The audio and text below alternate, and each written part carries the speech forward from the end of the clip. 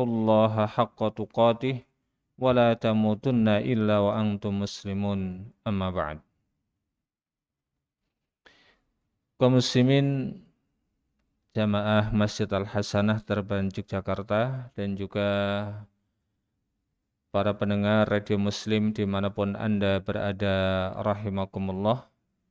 Wa'azani Allahu wa iyyakum jami'an. Alhamdulillah, malam hari ini kita kembali dipertemukan oleh Allah Subhanahu wa taala di dalam acara rutin pakanan kita, yaitu Bedah Buletin At-Tauhid, yang di malam hari ini kita akan sedikit membahas mengenai permasalahan yang beberapa hari lagi khususnya akan tiba, yaitu terkait dengan perayaan hari besar salah satu agama yang ada di Indonesia ini, yang semoga ini menjadi ilmu yang bermanfaat bagi kita semuanya, sehingga di dalam kita menyikapinya ya bisa dengan cara menyikapi yang sebenar-benarnya, yaitu mengenai ucapan Natal, yang ini oleh sebagian kaum muslimin dianggap sebagai satu perwujudan kebaikan yang dimiliki oleh orang-orang muslim dan diberikan kepada orang-orang non-muslim. Namun marilah kita mencoba untuk menelaah, mengkaji statement ini, apakah kiranya statement itu benar sesuai yang diinginkan oleh Allah Subhanahu wa taala dan Rasul-Nya ataukah tidak.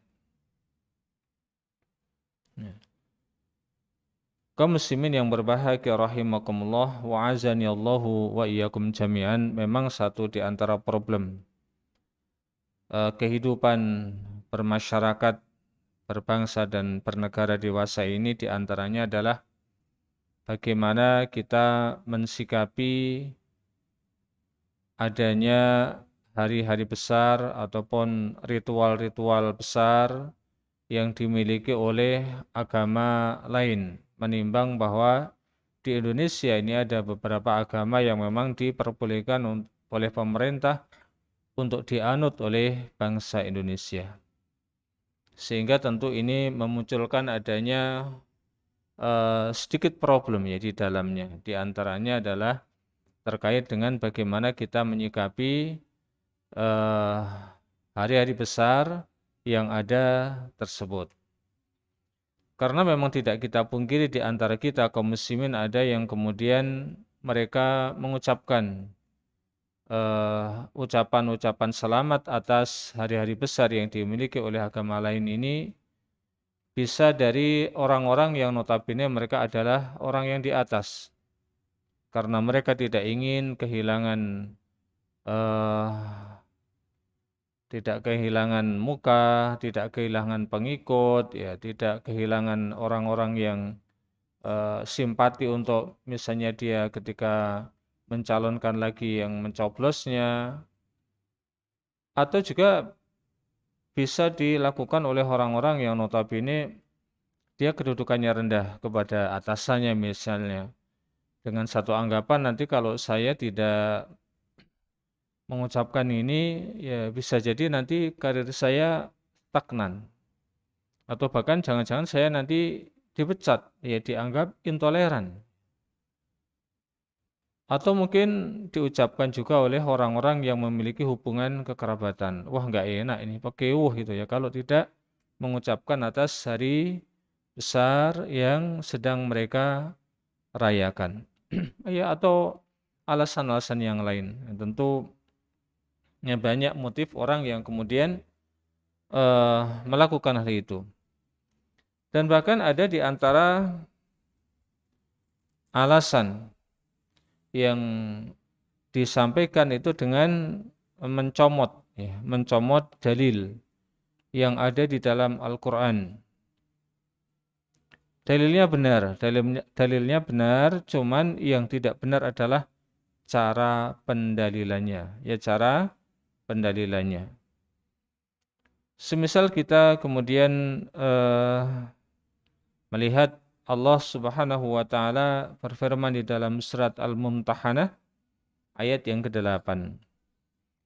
La yanhaakumullahu 'anil ladzina lam yuqatilukum fid-din wa lam yukhrijukum min diyarikum an tabarruhum wa tuqsitu ilaihim.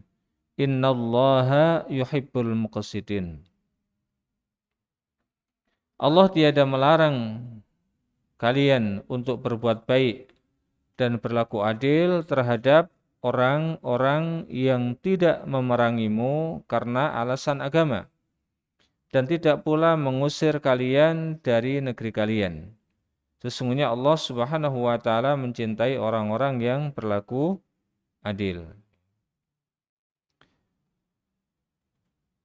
Nah, inilah di antara dalil ya yang digunakan oleh mereka bahwa mengucapkan selamat Natal ataupun hari-hari besar yang lain, atau bahkan kemudian berkolaborasi. Ya, berkolaborasi di dalam acara ritual mereka, bahkan acara yang terbesar bagi mereka, alasannya adalah dalam rangka untuk berbuat kebaikan. Bukankah Allah di dalam ayat ini menyatakan ya kalian tidak disalahkan ya untuk berbuat baik kepada orang-orang non-muslim yang notabene mereka tidaklah mengusir kalian dari negeri kalian dan juga mereka tidaklah memerangi kalian. Ya. Dalilnya memang benar ya ada di dalam surat Al-Mumtahanah ayat yang ke-8. Namun apakah pendalilan ini merupakan pendalilan yang benar? Ya, di dalam bahasa Arabnya itu istidlalnya, ya. Apakah istidlal menggunakan ayat tersebut ya untuk melegalkan praktek, ya untuk melegalkan praktek berkolaborasi ataupun sekedar mengucapkan selamat hari besar mereka itu adalah sebuah perbuatan baik? Ya, marilah kita coba untuk sedikit ya menelaah ayat yang notabene digunakan oleh mereka. Kalau kita lihat sababun nuzul, ya, sebab turunnya ayat ini memang banyak ya para mufassir banyak menukilkan sebab turunnya ayat ini. Di antaranya adalah yang disebutkan oleh Imam Ibnu Katsir rahimahullahu taala, di antaranya adalah berkaitan dengan salah seorang sahabiah namanya adalah Asma bintu Abi Bakrin. Ya, saudara kandungnya Ibunda Aisyah radhiyallahu taala anhuma.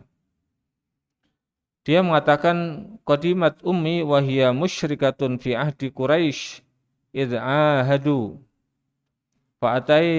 fa'ataitun Nabi alaihi salatu wassalam faqultu ya Rasulullah inna ummi qadimat wa hiya raghibatun afa usiluha qala nam sili ummaka akhrajahu al-Bukhari wa Muslimun. Ibuku dia datang ke kota Madinah, ya, datang ke kota Madinah dan dia statusnya masih menjadi seorang musyrik. Di masa-masa ataupun di tengah-tengah kehidupan orang-orang Quraisy dan juga Rasulullah Shallallahu Alaihi Wasallam ada ketika itu, di mana memang di antara adat istiadat dan bahkan ini memang menjadi tuntutan fitrah manusia, yaitu saling mencintai antara orang-orang yang memiliki hubungan kekerabatan, apalagi antara anak dan ibu ataupun ibu dengan anak. Dan ini sebagaimana yang disampaikan oleh Asma, wahai Rasulullah, ya, ibuku datang ke kota Madinah dan dia sangat-sangat ingin ya untuk bertemu dengan diriku. Apakah aku harus menyambung hubungan rahim kepada dirinya Ya, apakah aku harus bersilaturahmi dengannya padahal dia musyrik? Maka Nabi SAW bersabda, iya. Ya. Maka sambunglah hubungan rahim, hubungan kekerabatan dengan ibumu. Di dalam hadis yang lain, kalau dari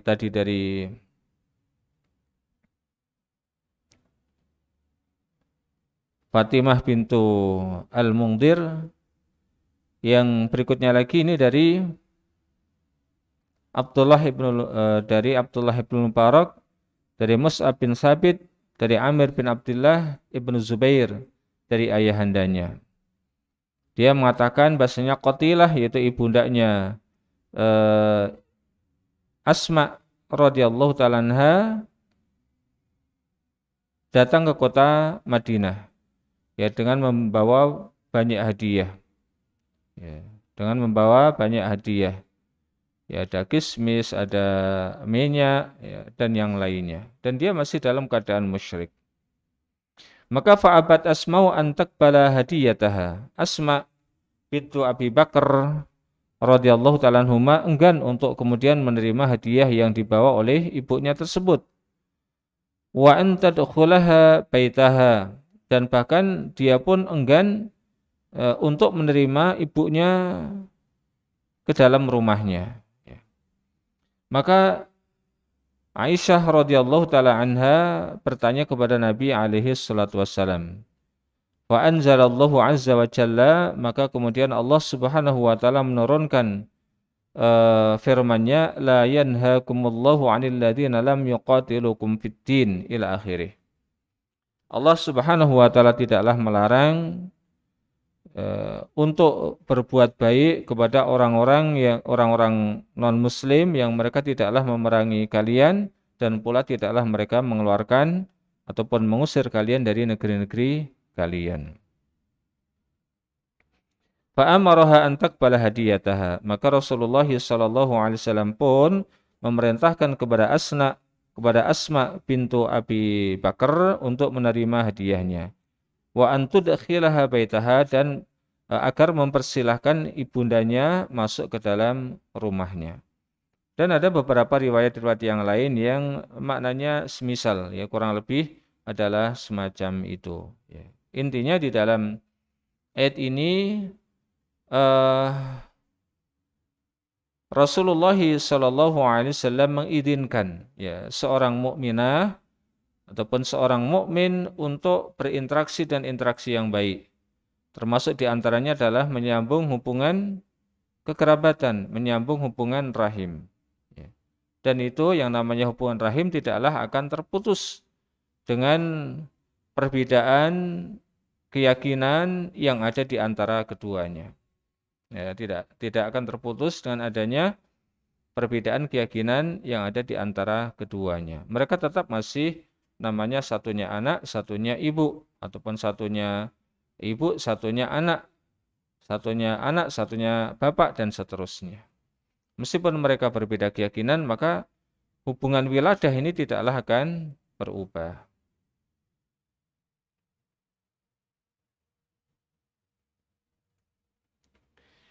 Juga di dalam surat Luqman, ketika Allah Subhanahu wa taala berfirman, wa in jahadaka ala an tusyrika bima laisa laka bi ilmun fala tuti'huma wa sahibhuma fid dunya ma'rufa.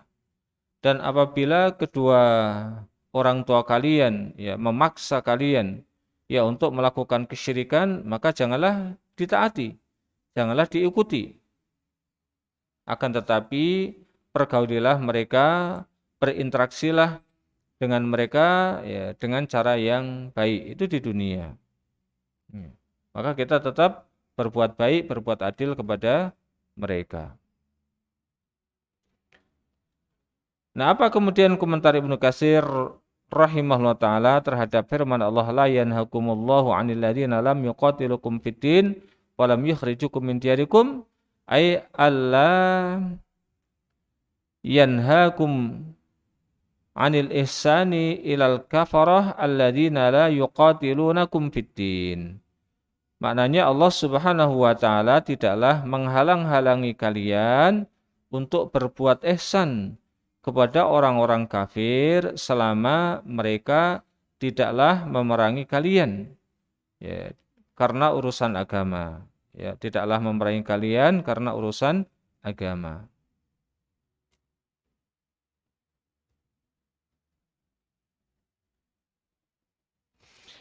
Antabarruhum, ya, antabarruhum, dan kalian ya berbuat baik kepada mereka. Maknanya adalah antuhsinu ilaihim, ya, berbuat baik kepada mereka.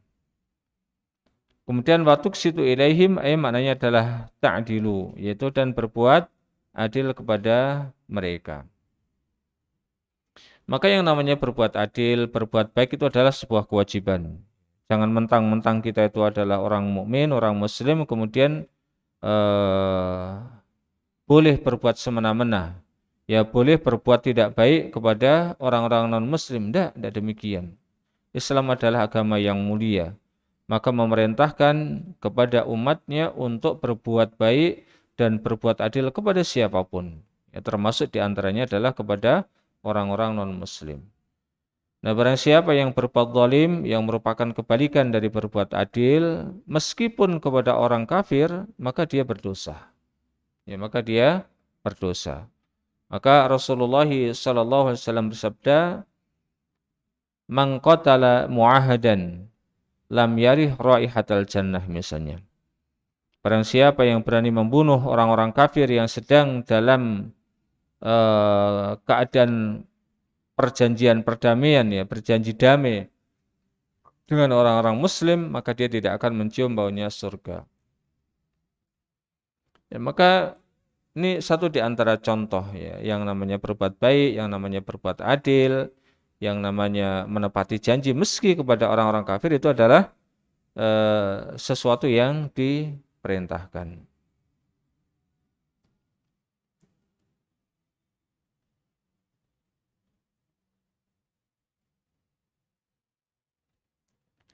Nah, kemudian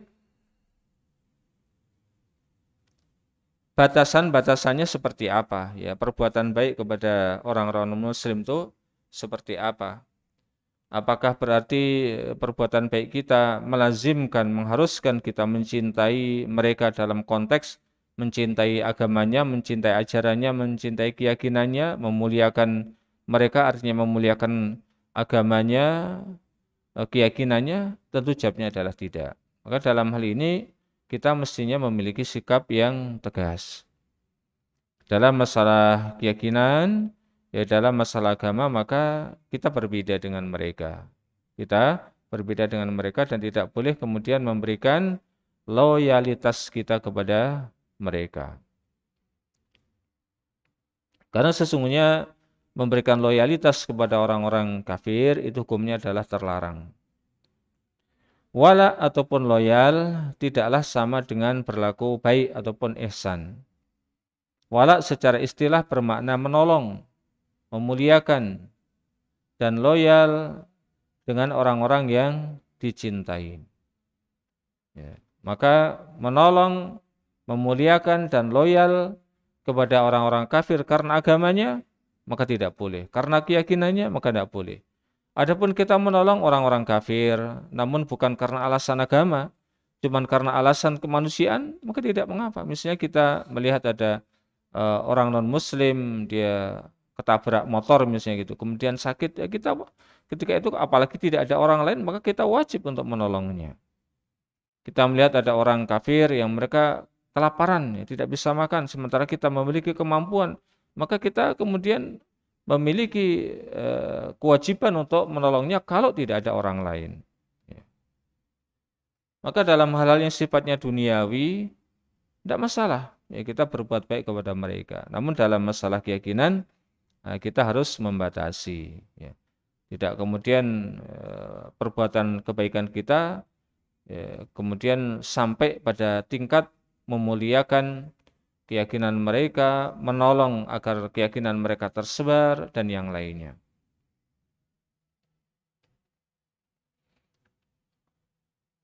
Sehingga wala ataupun loyal pada orang kafir akan menimbulkan rasa cinta dan kasih sayang dengan mereka dan agama yang mereka anut.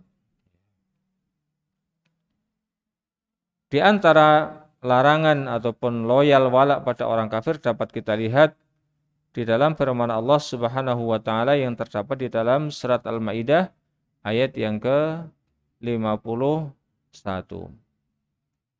Ya ayyuhalladzina amanu la tattakhidul yahuda wan nasara awliya ba'duhum awliya'u ba'd. Faman yatawallahum minkum fa innahu minhum.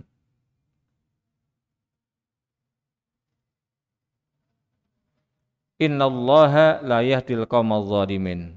Wahai sekalian orang-orang yang beriman, janganlah kalian mengambil orang-orang Yahudi dan orang-orang Nasrani menjadi pemimpin-pemimpin kalian. Sebagian mereka itu menjadi pemimpin bagi sebagian yang lain. Maka barang siapa di antara kalian mengambil mereka menjadi pemimpin, sesungguhnya dia termasuk dalam golongan mereka. Sesungguhnya Allah tidaklah memberikan hidayah kepada orang-orang yang berbuat kezaliman. Ya, ini batasannya. Jadi dalam masalah-masalah yang sifatnya krusial, masalah-masalah yang berhubungan dengan keagamaan kita, ya, di antara contohnya adalah masalah pemimpin. Ya, masalah pemimpin itu dalam pandangan agama adalah masalah yang sangat penting, ya, masalah yang menyangkut masalah agama, ya, masalah kepemimpinan. Sehingga ketika Rasulullah Shallallahu Alaihi Wasallam menyebutkan tentang 7 golongan manusia yang akan mendapatkan naungan di saat tidak ada naungan kecuali naungannya, pertama yang Rasul sebut adalah pemimpin yang adil, ya, pemimpin yang adil. Hingga Ibn Hazm rahimahullah ta'ala di dalam kitab dia Al-Muhalla menyebutkan tentang ijma' ataupun sepakat konsensus para ulama bahwa loyal ataupun wala kepada orang kafir adalah sesuatu yang diharamkan. Sehingga dari sedikit yang kita sampaikan di atas mengenai bagaimana kita di satu sisi dituntut untuk berbuat baik, berbuat adil kepada orang non-muslim, di satu sisi yang lain kita diminta untuk memiliki ketegasan, ya, terkait dengan masalah akidah, masalah agama. Maka dengan demikian kita perlu membedakan antara yang namanya ihsan, berbuat baik, dengan wala yang namanya loyal. Sesuatu yang selayaknya kita semuanya memahami bahwa antara wala dan ihsan itu ada perbedaannya, ya, ada perbedaannya. Yang namanya ihsan itu kita diperintahkan untuk memperbuatnya kepada siapapun, ya. Ya, diperintahkan untuk berbuat ihsan ataupun baik ini kepada siapapun. Wa ahsin kama ahsanallahu ilaik. Ya, hendaklah kalian berbuat baik karena Allah telah berbuat baik kepada kalian. Baik kepada orang non-muslim, baik kepada orang kafir, ya, bahkan kepada binatang, kepada lingkungan, kepada makhluk yang lain kita diperintahkan untuk berbuat baik. Bukan hanya kepada makhluk hidup, ya. Namun adapun yang namanya loyal itu berbeda. Kita memberikan kasih sayangnya, memberikan loyalitasnya, ya, kita memuliakannya itu tidak boleh kita berikan kepada sembarang orang. Syekh Mustafa Al-Adawi menjelaskan di dalam kitab tafsirnya, ya, berbuat baik dan berlaku adil tidaklah melazimkan rasa cinta dan kasih sayang pada orang-orang kafir. Seperti contohnya adalah seseorang anak tetap berbakti dan berbuat baik dengan orang tuanya yang kafir, namun ia tetap membenci agama yang orang tuanya anut, ya.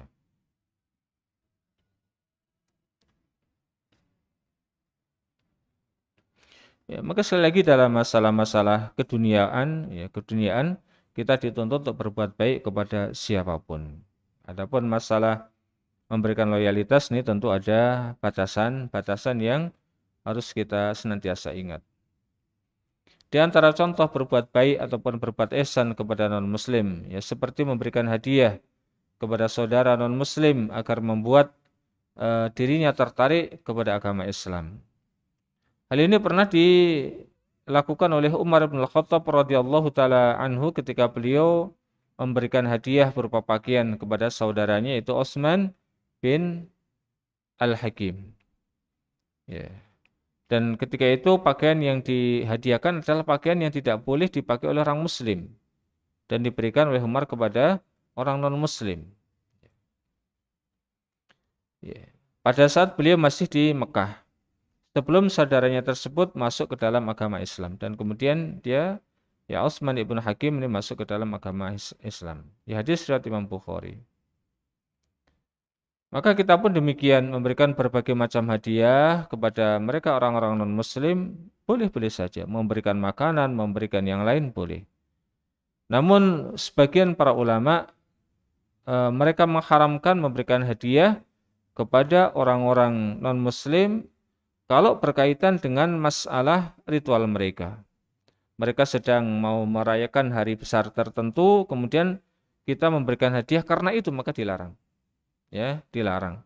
Ini secara langsung ataukah tidak langsung membuat hati mereka bangga, membuat hati mereka bahagia, membuat bahkan mereka akan merasa bahwa perbuatannya itu dibenarkan. Ya, merasa perbuatannya dibenarkan oleh orang-orang muslim.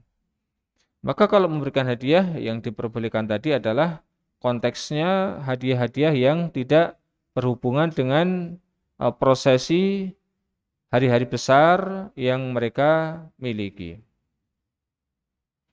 Kedua, menjalin hubungan dan berbuat baik dengan orang tua dan kerabat non-muslim. Yaitu contohnya adalah sebagaimana yang dilakukan oleh Asma bintu Abi Bakar radhiyallahu taala anhuma.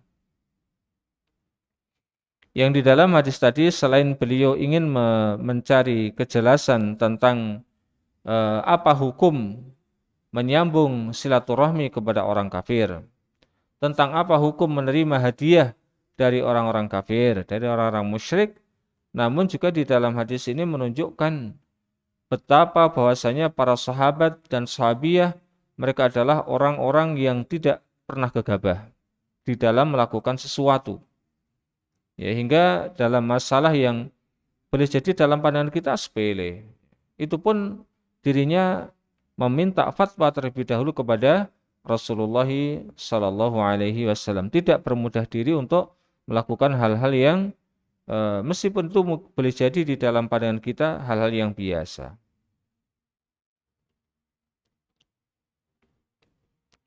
Maka Allah Subhanahu wa taala melarang ya, memutuskan hubungan kekerabatan, memutuskan hubungan silaturahmi ya, kepada kerabat-kerabat yang non-muslim apalagi kerabat yang muslim. Itu termasuk di antara larangan di dalam agama. Sehingga Rasulullah sallallahu alaihi wasallam menyatakan man wasalaha wasalahullahu wa man qata'aha qata'ahullahu. Barang siapa yang menyambung hubungan kekerabatan, ya hubungan rahim, maka Allah akan menyambung hubungan dengan dirinya. Dan barang siapa yang memutuskan hubungan rahim, maka Allah pun akan memutuskan hubungan dengan dirinya. Maka ya, kesimpulan yang bisa kita ambil bahwa kekafiran tidaklah memutuskan hak mereka sebagai kerabat. Bahkan di dalam penjelasan para ulama terkait dengan masalah siapakah tetangga yang paling berhak ya terhadap diri seseorang, ya terhadap tetangganya yang lain, maka para ulama membagi-bagi. Ya ada yang mereka mendapatkan 3 hak, ada yang mendapatkan 2 hak, dan ada yang mendapatkan 1 hak. Yang mendapatkan 3 hak adalah ketika mereka masih memiliki hubungan kekerabatan, dan mereka adalah orang Muslim, ya, dan mereka memang tetangga kita. Tetangga, mereka kerabat, dan mereka Muslim. Yang memiliki 2 hak atas kita adalah ketika mereka seiman, sekeyakinan, namun mereka bukan kerabat. Dan yang hanya memiliki satu hak ya adalah mereka orang kafir, ya bukan kerabat dan juga bukan orang yang muslim, namun mereka adalah tetangga kita. Ya maka mereka memiliki hak atas kita meskipun hanya satu hak.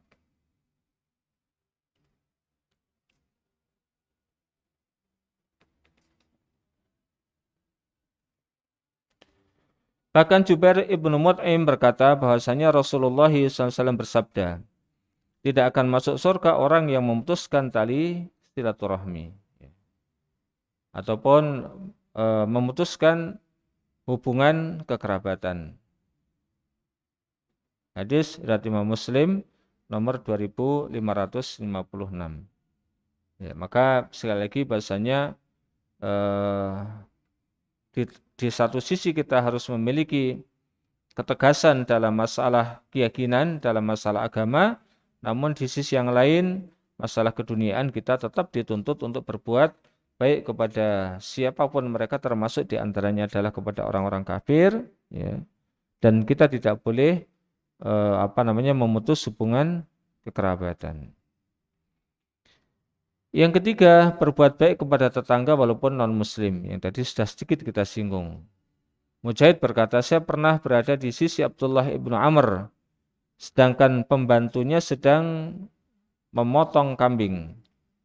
Lalu dia, itu Abdullah ibnu Amr berkata, wahai pembantuku, jika Anda telah selesai menyembelihnya, maka bagilah dengan memulai dari tetangga kita Yahudi, terlebih dahulu. Lalu ada salah seorang yang berkata, semoga Allah Subhanahu wa taala memperbaiki keadaan batinmu, kepada orang Yahudi. Ya, karena dianggap Abdullah ibnu Amr ibnu al-As ini terganggu kesehatan pikirannya. Kenapa orang Yahudi kok dikasih? Jadi dikiranya dia karena terganggu pikirannya kemudian memberikan sesuatu pertama malah kepada orang Yahudi. Maka orang tadi mengatakan kepada si Yahudi. Maka kemudian Abdullah ibnu Amr ibnu As mengatakan semoga Allah. Dia mengatakan saya mendengar Rasulullah SAW berwasiat terhadap tetangga sampai kami khawatir kalau beliau akan menetapkan hak waris padanya. Dan kemudian beliau menyebut sabda Rasul ini dan mengatakan la yazalu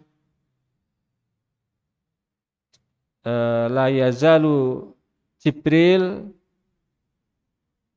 senantiasa malaikat Jibril memberikan wasiat ya kepada diriku, kata Rasulullah.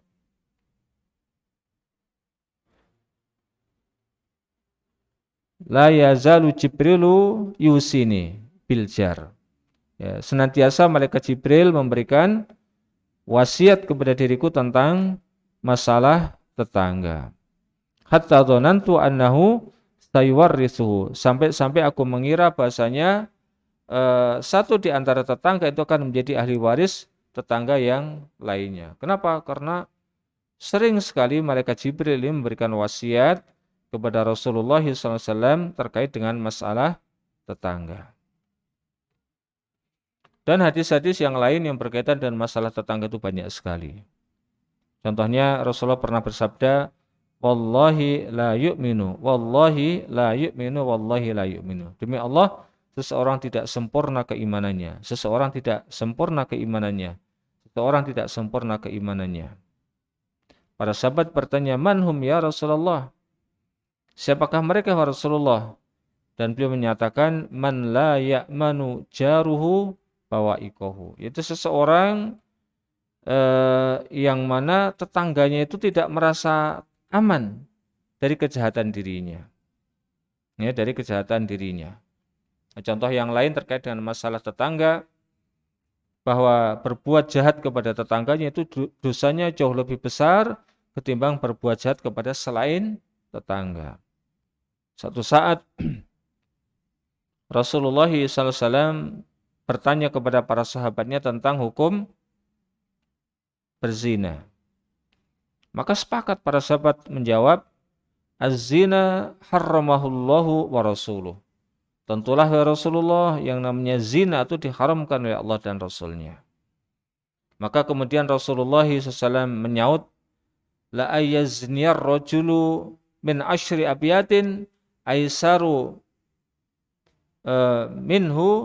aisaru min ayyazniya bi imraati jarihi. Atau kama qala sallallahu alaihi wasallam. Seseorang yang berzina dengan 10 perempuan itu dosanya masih lebih ringan ketimbang seseorang berzina dengan seorang perempuan namun tetangganya sendiri. Ya. Jadi ini menunjukkan begitu besar berbuat jahat kepada tetangganya. Sampai-sampai andai perbuatan jahat ini diwujudkan dengan perzinaan, maka zina kepada 10 perempuan yang dia bukan tetangganya itu dosanya masih lebih ringan ketimbang berzina dengan seorang perempuan namun dia adalah tetangganya. Lalu beliau SAW bertanya lagi kepada mereka tentang hukum mencuri. Sepakat para sahabat mengatakan bahasanya mencuri adalah perbuatan yang diharamkan oleh Allah dan Rasulnya. Maka Rasul kemudian menyebut kembali, la ayyasriko fi ashri abiyatin aisaru min ayyasriko fi baiti jarihi. Atau kama qala alaihi wasallam. Sungguh seseorang yang mencuri di 10 rumah itu dosanya masih lebih ringan ketimbang seseorang mencuri di 1 rumah namun milik tetangganya. Ya, di sini diriwayatkan oleh Imam Bukhari di dalam kitab Al-Adabul Mufrad. Ya. Kenapa demikian? Karena seharusnya yang namanya tetangga itu saling melindungi. Ya. Layaknya dia menjadi pagar bagi tanaman tetangga-tetangga yang lainnya. Nah, maka yang namanya pagar jangan sampai kemudian malah memakan tanamannya.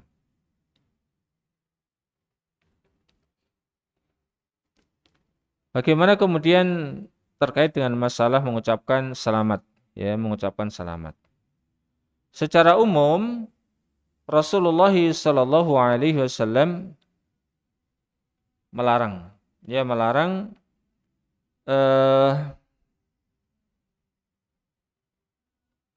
kaum muslimin ya untuk mendahului mengucapkan salam kepada orang-orang non-muslim secara umum.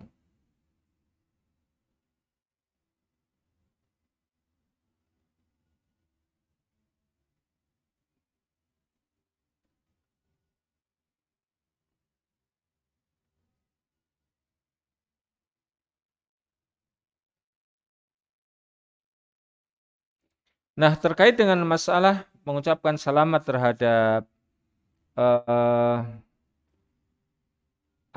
terhadap ritual mereka, terhadap hari-hari besar mereka ini lebih khusus ya. Dan itu merupakan sesuatu yang juga terlarang.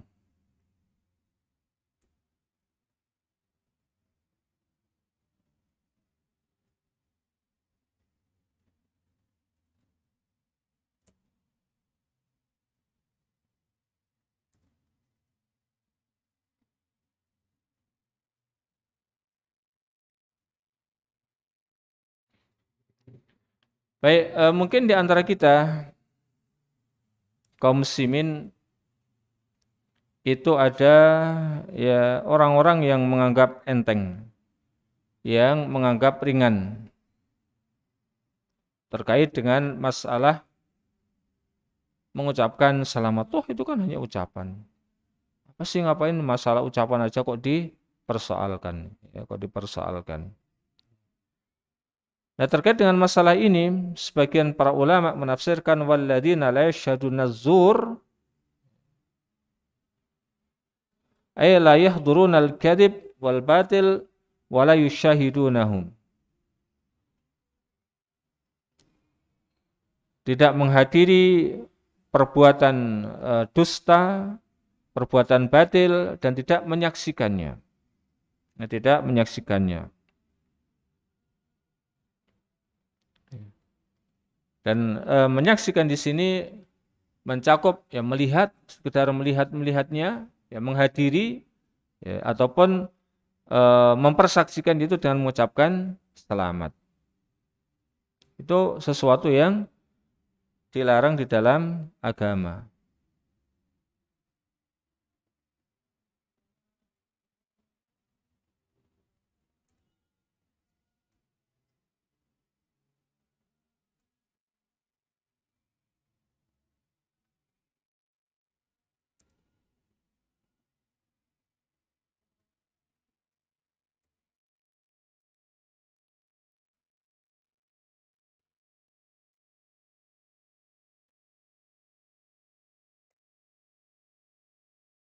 Kemudian di dalam ayat yang lain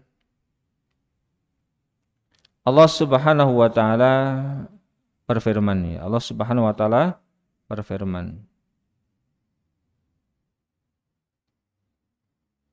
yaitu di dalam surat Maryam ayat ke-90, ya, sampai ke-92.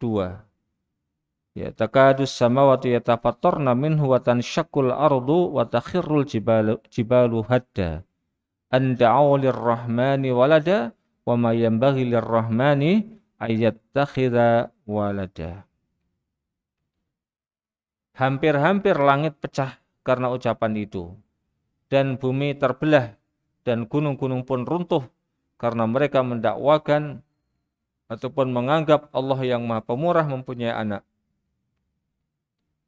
Dan tidak layak bagi Tuhan yang Maha Pemurah mempunyai anak.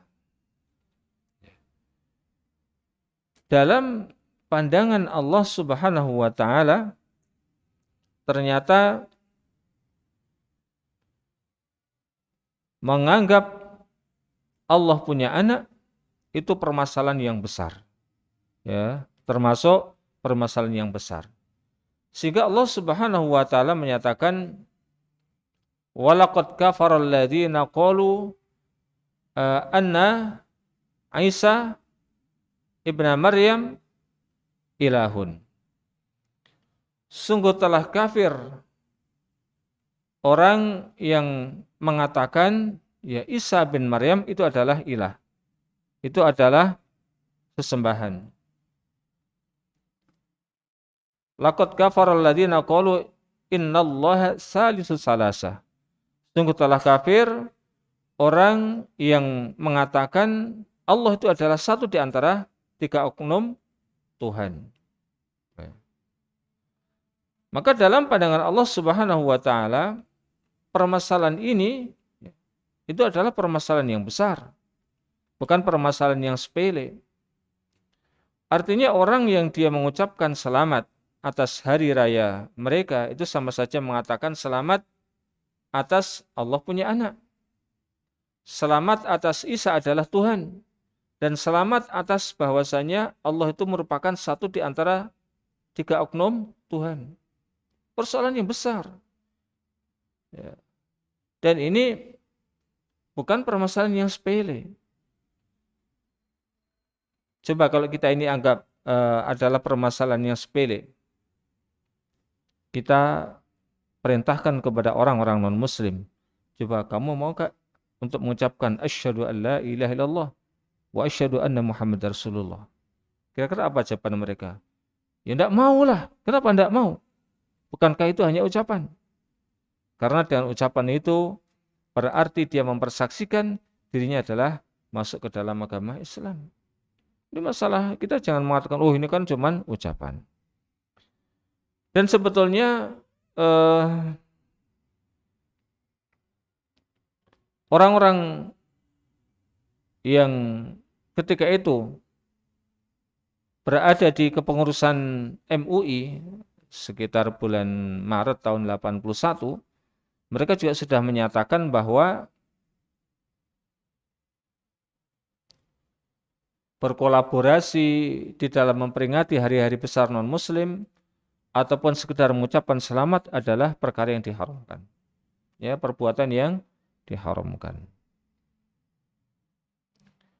Nah, kalau kita kemudian juga menyimak perkataan Ibnul Qayyim Al-Jauziyah rahimahullah taala di dalam kitab beliau itu Ahkam Ahli Dhimmah, Beliau menyatakan adapun memberi ucapan selamat pada syiar-syiar kekufuran yang khusus bagi orang-orang kafir seperti mengucapkan selamat Natal dan yang lain adalah sesuatu yang diharamkan berdasarkan ijma', kesepakatan, konsensus para ulama. Contohnya adalah memberi ucapan selamat pada hari raya agama tertentu ataupun bahkan ibadahnya agama tertentu. Dan mengatakan semoga hari ini adalah hari yang penuh berkah bagi dirimu. Ataupun dengan mengucapkan selamat hari ini, selamat hari itu yang mereka bukanlah merupakan hari raya kaum muslimin. Ketika Rasulullah SAW datang ke kota Madinah dan beliau mendapati para penduduk Madinah sedang memperingati hari-hari besar orang-orang jahiliyah, yaitu Nairus dan Mehrojan. Maka kemudian beliau sallallahu alaihi wasallam mengatakan, sungguh Allah Subhanahu wa taala sudah menggantikan untuk kalian ya hari-hari yang kalian bisa bermain padanya ya, dengan hari yang lebih mulia daripada hari-hari yang kalian sedang bersenang-senang di dalamnya, yaitu Idul Fitri dan Idul Adha. Idul Fitri dan Idul Adha. Maka hadis ini pula memberikan penerangan kepada kita tentang tidak diperbolehkannya kita ya bersinergi, berkolaborasi, berta'awun, saling tolong-menolong untuk terwujudnya satu hari-hari besar bagi agama-agama selain agama Islam. Ucapan selamat hari raya seperti ini pada mereka sama saja dengan kita mengucapkan selamat atas sujudnya mereka, ya atas peribadahnya mereka kepada salib, kepada Tuhan selain Allah, ya, kepada sesuatu yang disembah selain Allah Subhanahu wa taala. Maka tentulah ucapan selamat semacam ini lebih dibenci oleh Allah Subhanahu wa taala dibanding dengan seseorang memberikan ucapan selamat kepada orang yang minum minuman keras. Ya, selamat antum malam hari ini habis 2 seloki misalnya. Ataupun selamat antum kemarin bisa membunuh si fulan. Ataupun selamat antum bisa memperkosa anaknya Pak Presiden misalnya. Ataupun ucapan selamat kepada kemaksiatan-kemaksiatan yang lain. Ini jauh lebih ringan ketimbang seseorang mengucapkan selamat atas kesyirikan, kekafiran yang dilakukan oleh orang-orang kafir, oleh orang-orang musyrik di dalam hari-hari besar mereka. Tentulah kalau kita mendengar ada orang yang mengatakan selamat, Anda tadi bisa menghabiskan 2 seloki bir. Orang yang dengar pasti akan memicingkan matanya kepada kita. Loh, ini orang ini gimana sih? Masa orang melakukan perkara yang haram kok malah diberikan ucapan selamat. Selamat Anda telah bisa berzina. Ya orang kalau mendengarkan itu pasti kemudian juga akan memicingkan matanya kepada kita. Namun kenapa kita malah melegalkan memberikan apresiasi kepada orang yang mengucapkan selamat atas hari besar yang dimiliki oleh orang-orang non-muslim. Ini sesuatu yang lucu. Ini sesuatu yang lucu. Sekaligus sesuatu yang menyimpang dari ajaran. Maka ucapan-ucapan selamat atas terselenggaranya hari-hari besar agama lain, agama kekufuran itu adalah haram berdasarkan ijma' para ulama. Mungkin ada di antara kita yang berdalil, oh bukannya masalahnya adalah masalah khilafiyah. Ya masalah khilafiyah indal ulama'i al-mutaakhirin. Ya, menjadi perbedaan pendapat di kalangan ulama mutakhirin. Ya, seperti misal Yusuf Al-Qardawi yang beliau memperbolehkan. Ataupun beberapa ulama yang ada di Mesir memperbolehkan. Ataupun orang-orang yang diulamakan yang ada di Indonesia. Ini banyak yang memperbolehkan. Tapi kalau kita hendak bertanya, Kira-kira lebih mulia mana para ulama yang oleh Ibnul Qayyim Al-Jauziyah disebutkan sebagai konsensus, ijma', ya, ulama-ulama terdahulu. Mana yang lebih mulia dengan ulama-ulama yang hidup di belakang ini? Hal yang kedua, yang perlu kita ingat juga bahwa Rasulullah SAW hidup, para sahabatnya, para tabi'in, para tabi'ut tabi'in, dan yang lainnya mereka hidup. Dan ketika itu juga sudah ada orang-orang non-muslim. Sudah ada orang Yahudi, sudah ada orang-orang Nasrani. Di satu sisi Rasulullah mencontohkan berbuat baik dalam masalah keduniaan kepada orang-orang non-muslim. Namun pernahkah kita mendapati satu pun hadis dari Rasulullah ataupun satu pun asar dari para sahabat, dari tabi'in, dari atba'ut tabi'in yang menjelaskan bahasanya mereka memberikan ucapan selamat atas hari besar yang dimiliki oleh orang-orang kafir? Tidak bakal ketemu. Karena memang mereka tidak mengucapkan selamat atas hari raya besar yang dimiliki oleh orang-orang non-muslim. Hingga tidak aneh pula ketika Ibnu Taimiyah rahimahullah ta'ala pun juga beliau menyatakan ini adalah sesuatu yang diharamkan. Allah Subhanahu wa taala berfirman, "Wa may yushakkikir rasula min ba'di ma tabayyana al-huda wa yattabi' ghaira sabilil mu'minin nuwallihi ma tawalla wa nuslihi jahannam wa sa'at masira."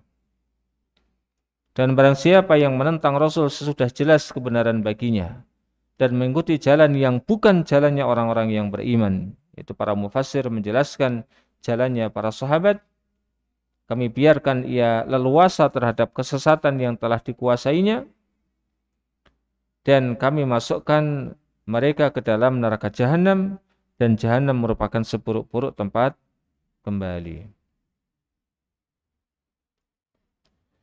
Kemudian kaum muslimin yang berbahagia rahimakumullah wa azani Allah wa iyyakum jami'an, menyerupai orang Nasrani, menyerupai orang Yahudi, dan menyerupai agama-agama lain dalam hal-hal yang menjadi kekhususan mereka. Ya, saya ulang, dalam hal-hal yang menjadi kekhususan mereka,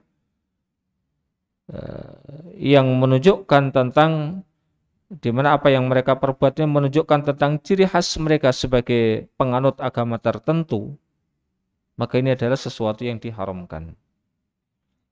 Rasulullah SAW di dalam hadis yang diriwayatkan oleh Imam Ahmad dan Abu Daud rahimahumallahu ta'ala menyatakan, man tashabbaha biqaumin fahuwa minhum. Ya, man tashabbaha biqaumin fahuwa minhum. Barang siapa yang menyerupai, barang siapa yang menyerupai satu kaum, dalam tanda kutip tadi, dalam hal-hal yang menjadi identitas mereka, maka dia termasuk bagian dari mereka. Ya, termasuk bagian dari mereka. Gimana kalau yang dicontoh itu adalah masalah agama, yang dicontoh adalah masalah keyakinan, berarti agama kita dan keyakinan mereka seperti mereka. Ya, oke lah kalau yang dicontoh boleh jadi hanya dalam masalah-masalah yang keduniaan, dan meskipun itu menjadi ciri khas mereka, ya kita hanya dalam tanda kutip terjerumus dalam masalah keduniaan. Namun kalau yang kita contoh-contoh yang kita serupai adalah dalam masalah akidah, dalam masalah agama, tentu ini sangat membahayakan ya keyakinan kita.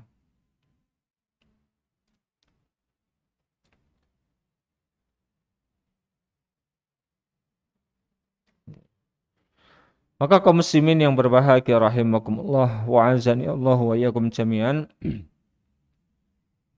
dengan sedikit penjelasan yang kita telah sampaikan di atas ya, semoga akan semakin yakinlah kita terhadap keyakinan-keyakinan kita sendiri dan tidak mencampur adukkannya dengan keyakinan-keyakinan yang batil, ataupun minimalnya ya kita tidak menganggap batil terhadap keyakinan-keyakinan yang memang batil. Ya, itu juga akan membahayakan keislaman kita. Jadi sesuatu yang batil kita katakan batil, meski tidaklah memberikan konsekuensi anggapan kita terhadap batilnya agama seseorang, keyakinan seseorang, itu kemudian mengharuskan kita melakukan perbuatan-perbuatan yang anarkis kepada mereka. Kita tetap dituntut untuk toleransi, namun toleransi kita jangan sampai kebacut, ya. Jangan sampai kebablasan. Ya, toleransi dalam masalah-masalah yang memang diperbolehkan. Namun dalam masalah yang tidak diperbolehkan, tidak selayaknya kemudian kita bertoleransi. Maka kita harus tegas, lakum dinukum waliyadin. Untuk kalian agama kalian dan untuk kami agama kami. Masing-masing kita bertanggung jawab di hadapan Allah Subhanahu wa taala. Allah pun berfirman, "Faman syaa'a falyu'min wa man syaa'a falyakfur." Ya, qulil haqqu mir rabbikum, ya kata Allah di dalam surat Al-Kahfi. Ya. Qulil haqqu mir rabbikum. Katakanlah kebenaran itu datang dari Rabb kalian. Faman syaa'a falyu'min wa man syaa'a falyakfur. Maka siapa yang mau beriman ya silakan beriman, dan barang siapa yang mau kafir ya silakan kafir. Inna a'tadna lidh-dhalimina naran ahata bihim suradiquha. Dan sungguh telah kami sediakan balasan untuk orang-orang yang berbuat zalim, jilatan api neraka jahanam yang jilatannya itu melingkupi siapapun yang ada di dalamnya. Di satu sisi kita tidaklah diperkenankan untuk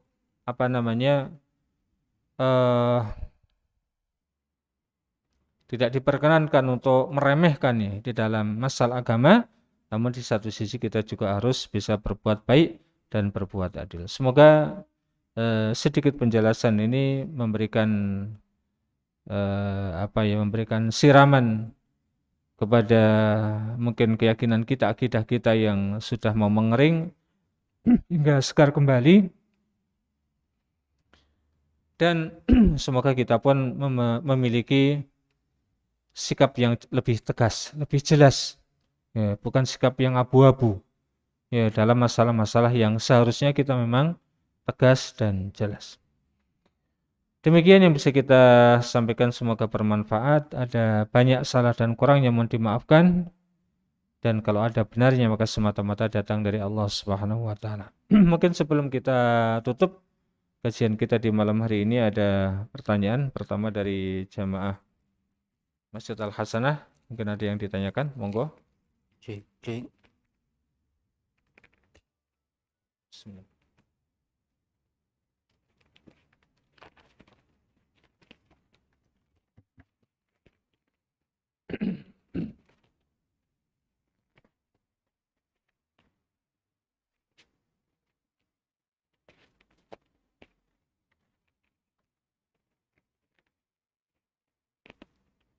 Bismillah.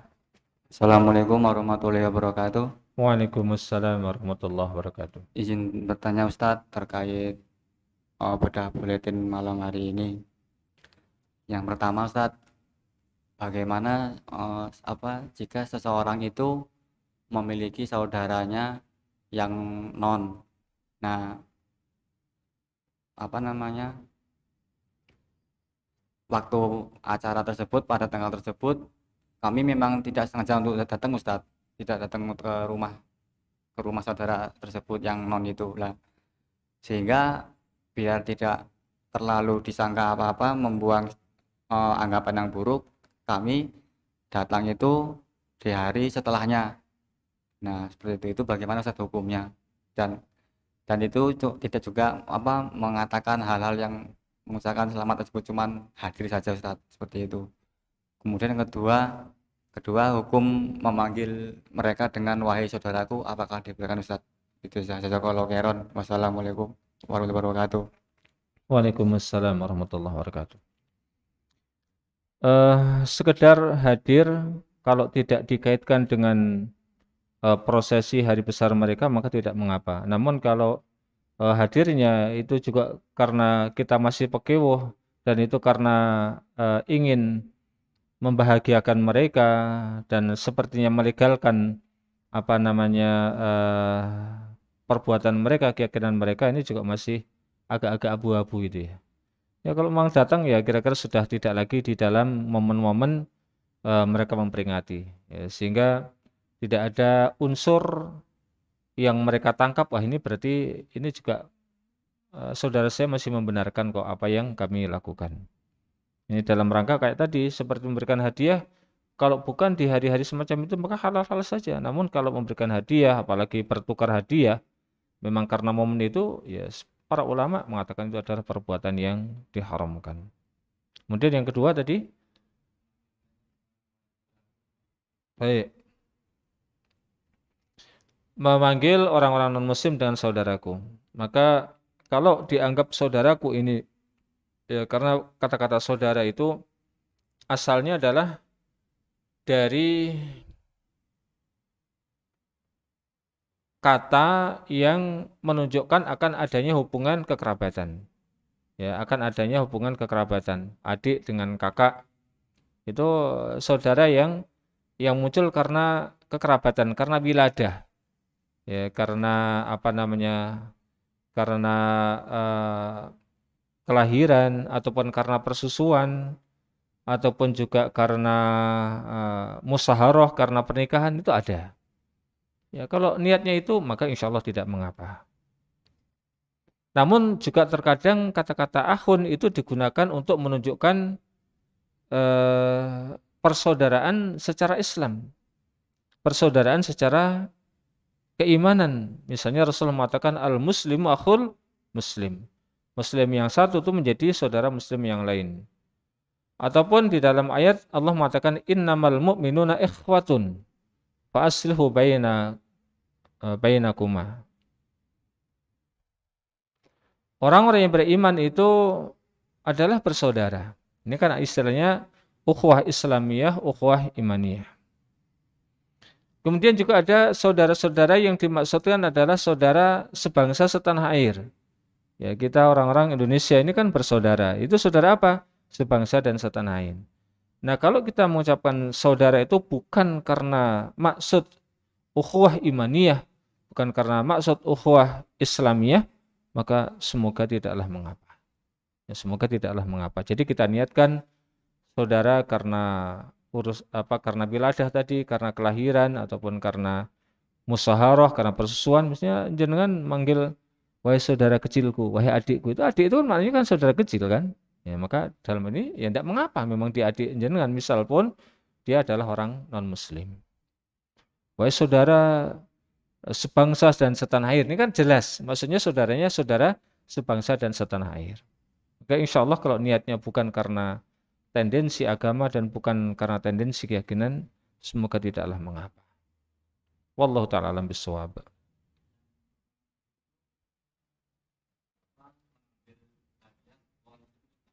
Mengambil hadiah?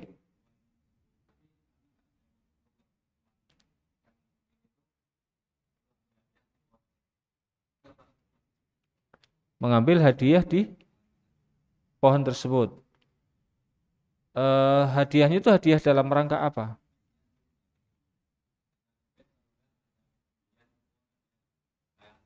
Misalnya di toko ataupun di rumah ataupun di rumahnya.